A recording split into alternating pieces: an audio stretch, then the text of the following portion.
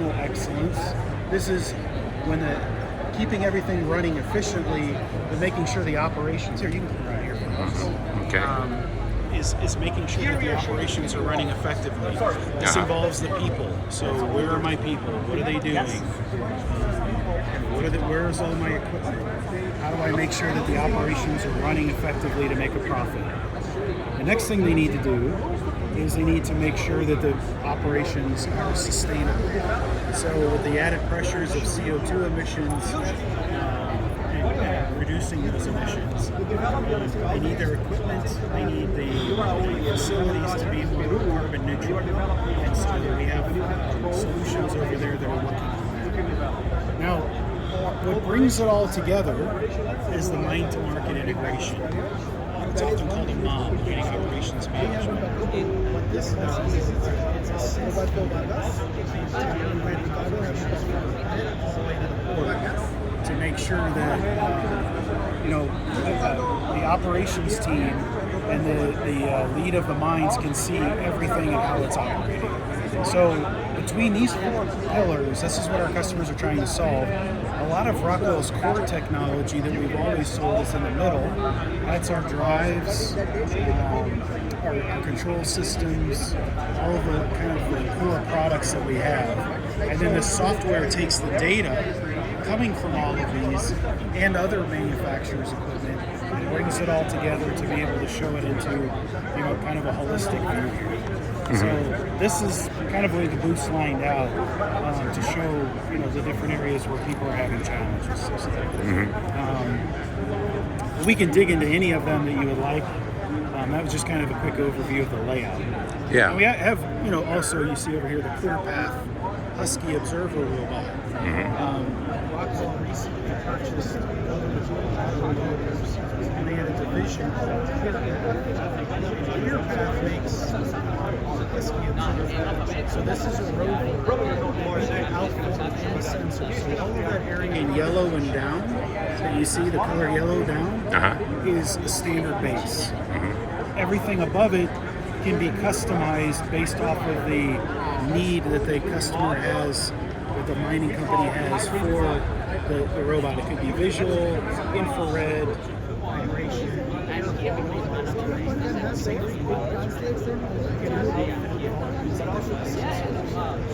Basically, either go on a pre-programmed route every day,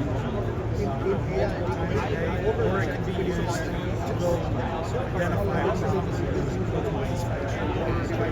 So again,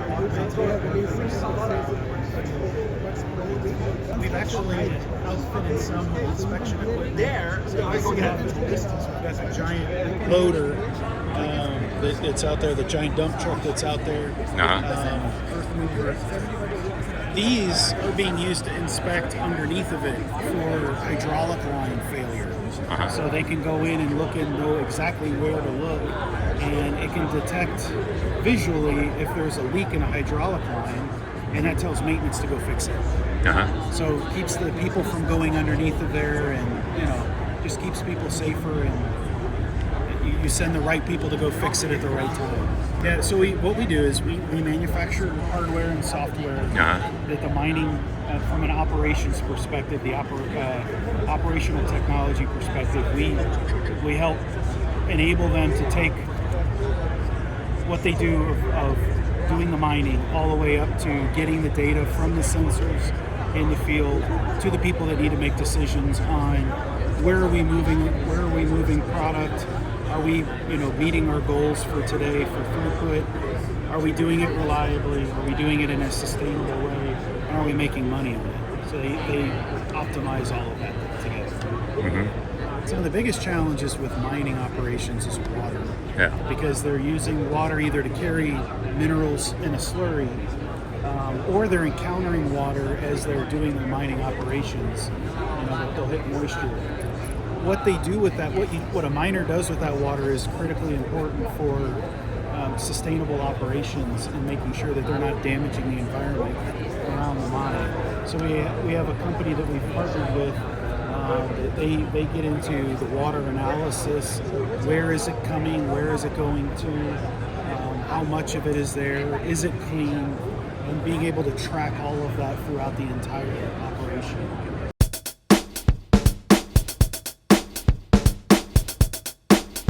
So, water is key to the mining operation. Yeah. So, without it, you're not going to get the ore. In the processing of you're changing that water quality again. So, how do we monitor? How do we help? We put in stations on surface water, groundwater, on mine property, and off mine property, monitoring a full watershed. So an example would be in a region in Peru around Puno, they have a mine, they have highlands, they have further down.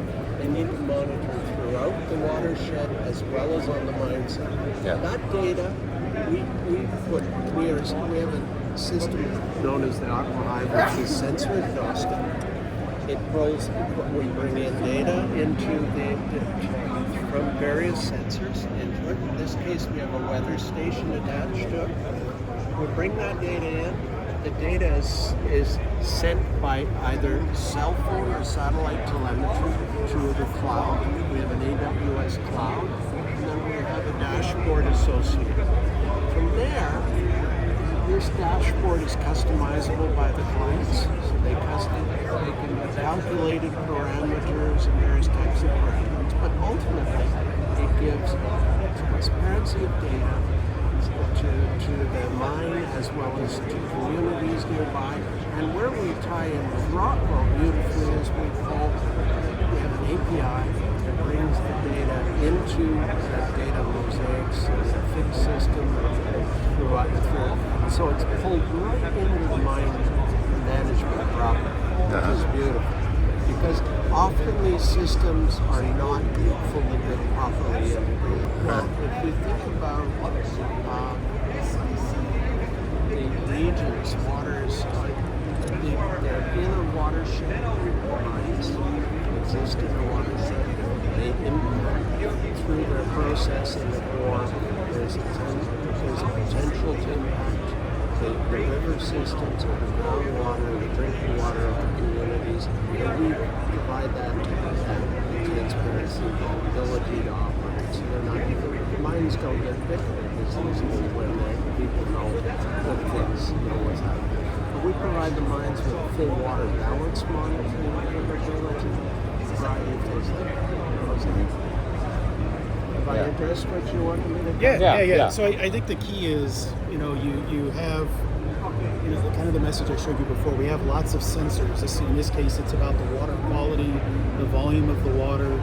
Is it impacting the environment? Getting all of that data in a single place so that they can see it all. The mining operations management pieces. We have these cells of areas that we need to focus on the operational side, the environmental side, the reliability side, coming together to be able to see, are we making money? Are we efficient in our processes? Are our people safe?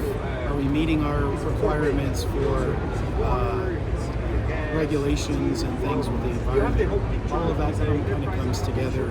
Rockwell helps package it all through the mine operation. All of the technology's been around for a while. It's the integration of it together that's been the challenge. As Jeff was saying, there's a lot of different manufacturers and companies that have their systems set up, and they don't always work well together. So the ability to bring all of that data together into a single data lake and be able to look at it all and and this is where AI has helped, is being able to see what's causing it. What we see a problem, but what actually caused it. In the past, it was kind of a guess. You needed a lot of people that were experts at different areas of the business, and they had to sit there and go through the data and say, I think it could be this, or it could be that, and we're not really sure. Today, the system itself helps with a lot of that. You don't have to have all of that expertise on the site like you used to. This mining operations management can be housed anywhere in the world. And so my teams focus on their core areas, but where it all comes together could be in a central location where all my experts now sit versus having somebody at each site. And I think that's the difference today versus in the past, is companies are trying to work more remotely, but keep their experts in one location. They finally have the systems and the platforms to be able to do that. So, I mean, technology is changing, sure, sensors are getting smarter, wireless is becoming a more preferred type of technology just because you don't have the complexity of running it. It's been that way for a couple of decades. The integration and what you do with the data now that I have it, that's what's changing fast. It's the accessibility to that data. If you think about this here, this is satellite antenna. So we use Iridium sat modems to bring that data. So this can go anywhere in the world, wherever it sees this in the sky, we have access to the data. And that data comes nicely right into the data lake. Yeah, that's pretty new, being able to do things remotely like that. And it's spectacular in the sense that you can go anywhere. Top of the mountain. And it's always a hybrid approach. There's not one type of wireless technology that you actually can use. I mean, all of these systems are independent, and they're specialized for their type of environment that they're going to be in. I can't put a bunch of wireless easily into a mine itself because it doesn't go very far. So typically in a mine, you'll have a number of repeaters if you're going to use wireless technology, but you still run an Ethernet line. But you get out into the open, as Jeff was saying, you get out into the open areas of the operation, you got cellular, you got Wi-Fi, you have all these different kinds of satellite communications, and all of that has to be integrated together because they're all feeding their information at different rates at different times to different places. The ability to see it all in one, that's where the value comes in. And that's what we couldn't see before.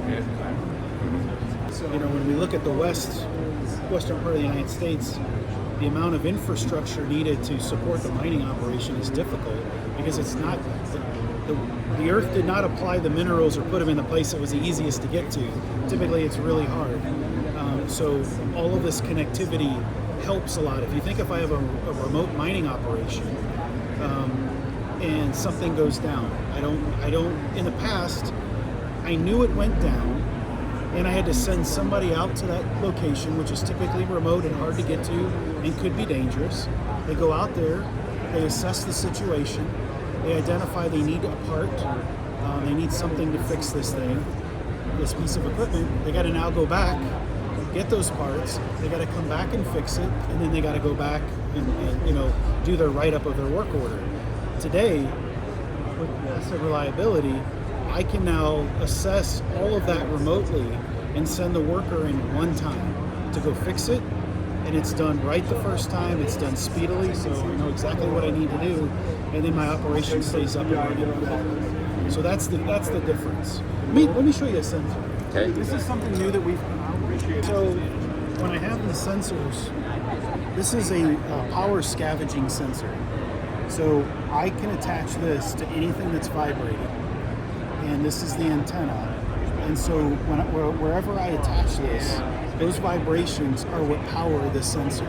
So I don't need a battery, I don't need solar, I don't need electrical power. It's all contained here. So this will feed up, and a number of these sensors will feed up into this device, which will connect, that's our Ethernet network, and then as Jeff was saying, this will then feed up over wireless, this is LTE, into another data lake.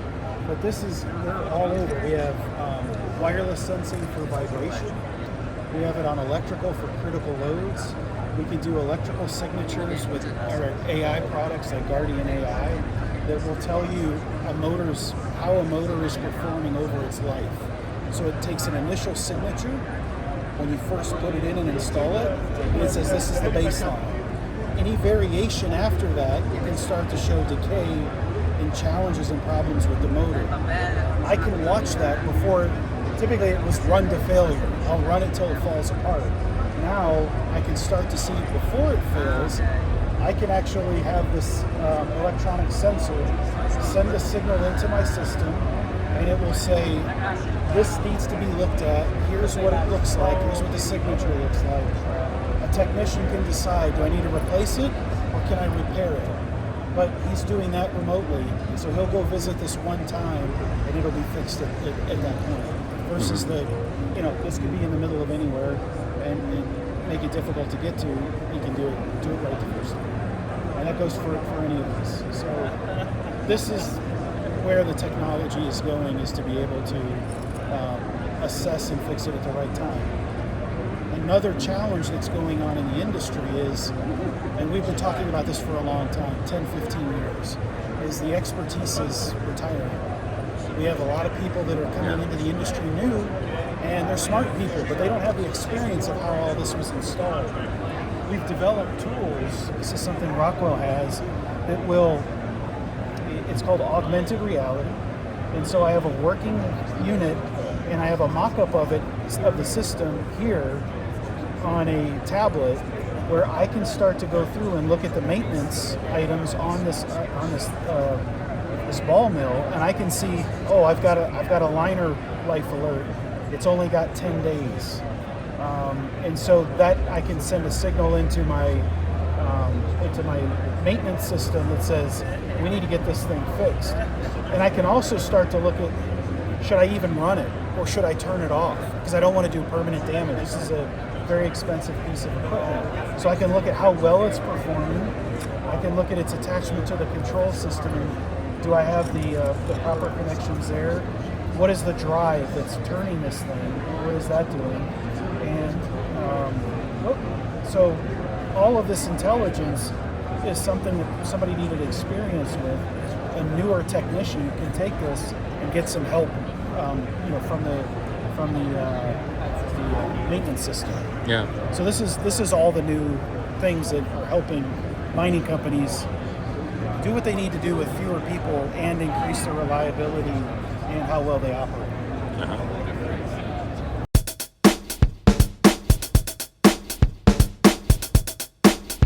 All right. So one of the big challenges in mining is the information. You have a lot of data silos with information coming from different data silos. That's one of the big problems. And people needs to move information using spreadsheets from one place to another place. So that's a big problem first, is where the data is generated from different data sources. Other softwares, historians, laboratory information systems. So this data is coming from different places first. And second, the data is not synchronized. The data is kind of showing up after 4 hours, 3 hours, so they are not aligned in the same, they are not synchronized with the events. Because sometimes if you have a lab sample, the sample gonna show up the results 4 hours later. So this software is not just doing a dashboarding, it's taking information from these different data. You have a model of the mine first, you get the data from these different data sources, you aggregate the data, also you synchronize the data to be on the same time stamping with the event, and out of these you have specific use cases. So you are always, so the software takes the data, synchronize the data, break the silos, you have a single model of the mine, and out of the model you can have specific use cases for different solutions. But each one of those solutions, they are always using the same model, and that's the good stuff, because if you want to have a new model, I need another Excel, I need another application, that doesn't happen. So because you're always working with the same single model, and the data is always there, even if you change something, you are always changing in the same place. So when you deliver those solutions, they are coming always with the single version of the truth. Even if you have after a sample coming 4 hours later, that information goes to the system and kind of matches the time stamping. So again, it's not just a dashboarding, but you have to have a lot of layer intelligence, how you manipulate all this data coming from different data stampings and data sources. Mm-hmm. One of the things that lets you do that is advantageous today that we couldn't do before is, like Fabio said, you have a single source of the truth. If I have a mine in 2 different locations, I can now compare how they are operationally effectiveness compared to one another. So if one is doing really well at one part of the operation and the other one is not, I can figure out, is it an equipment problem? Is it a training problem? What is the reason that there's a difference between the two? And that's this. If you could start to look at this, it'll allow you to do that. So I can start to benchmark. This is best in class. We need to get whatever we're doing over here. We need to go do at this site as well.